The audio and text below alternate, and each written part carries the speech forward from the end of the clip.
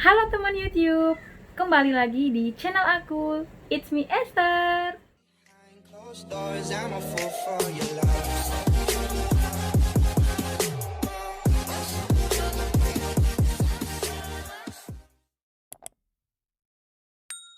Di video kali ini aku mau mengajak kalian mengenal perbedaan sekolah Malaysia dengan sekolah Indonesia. Pasti di antara penonton video YouTube aku ini belum pada tahu ya, sekolah Indonesia itu gimana, sekolah Malaysia itu gimana. Yuk, daripada berbahasa basi, mari kita lanjut ke videonya. Di Indonesia itu permulaan semester baru di Indonesia dimulai dari Juni sampai dengan Juli tahun depan. Jadi contohnya Juni 2019 sampai Juli 2020.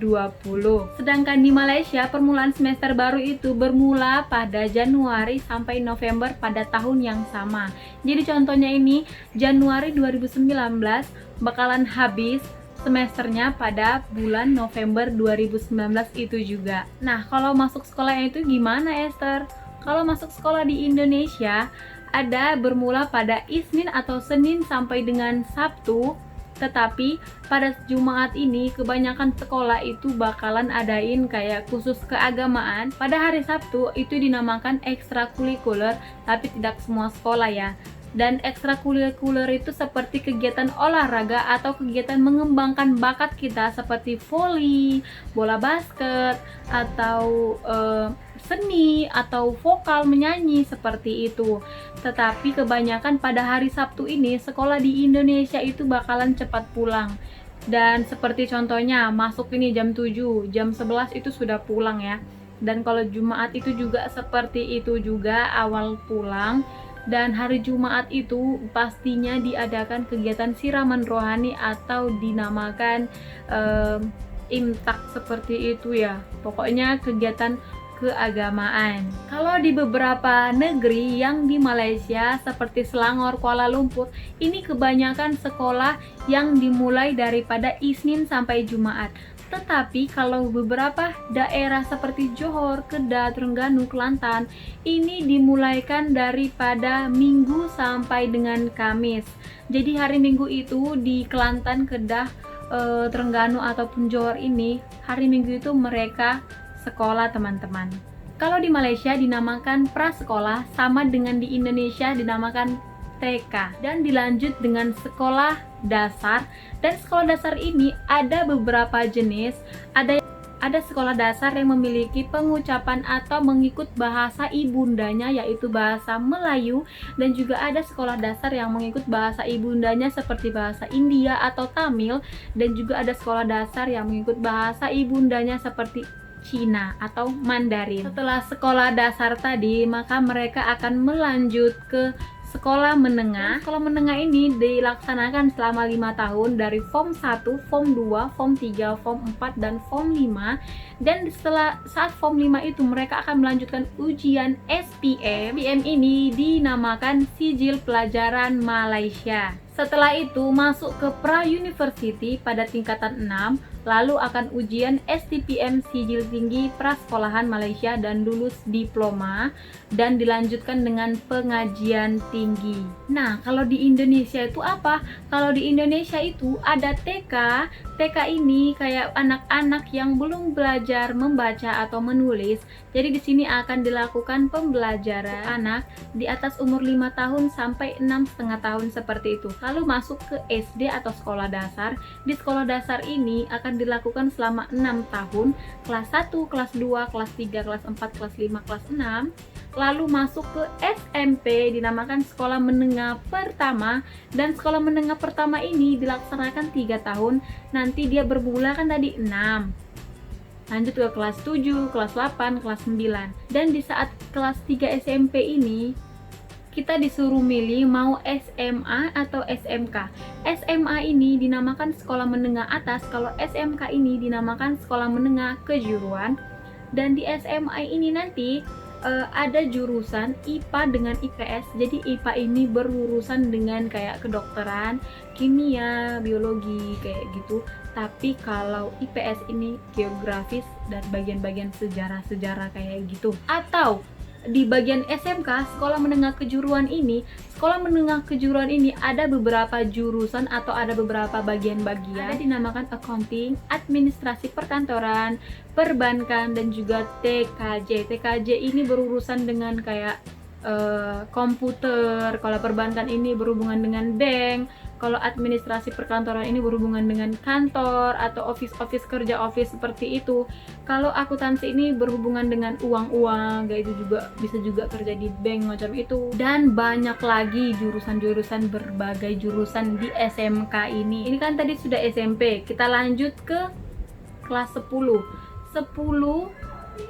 SMA ini 3 tahun dan SMK ini pun juga 3 tahun. Ini bukan kita akan melanjutkan dua-duanya, tapi kita disuruh memilih.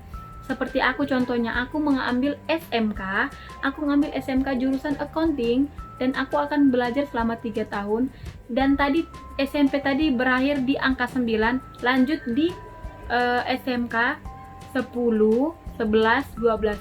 Sampai di 12 tahun belajar itu kita sudah menyelesaikan 12 tahun belajar. Lalu kita beralih ke kuliah.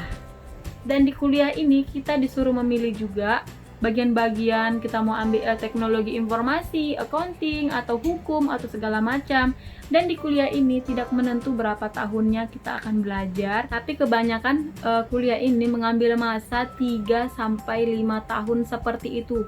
Ada juga loh sampai 7 tahun karena skripsinya belum di ACC atau diterima sama dosen atau lecturenya gitu. Di Indonesia itu ada loh tinggal kelas. Seperti contohnya ada KKM itu kayak nilai yang harus kita capai. Kalau kurang dari situ akan merah nilainya atau nilai yang tidak bagus.